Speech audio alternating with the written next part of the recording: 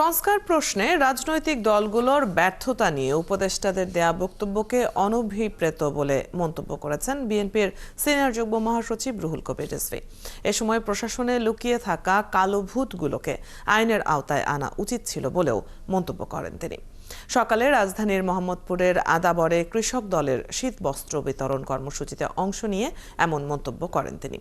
বলেন, তাদের এমন বক্তব্যে মঈনুদ্দিন ফখরুদ্দিনের পুনরাবৃত্তি দেখছেন তারা। প্রয়োজনীয় সংস্কার করে দ্রুত নির্বাচিত জনপ্রতিনিধিদের হাতে ক্ষমতা দেওয়ারও আহ্বান জানান এই বিএনপি নেতা।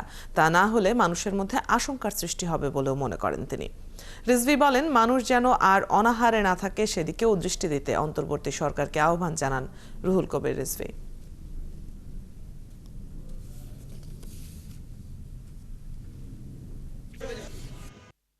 একজন উপদেষ্টা বলেন যে 50 বছর কিছু করতে পারেনি রাজনৈতিক দলগুলো, আমরা করছি।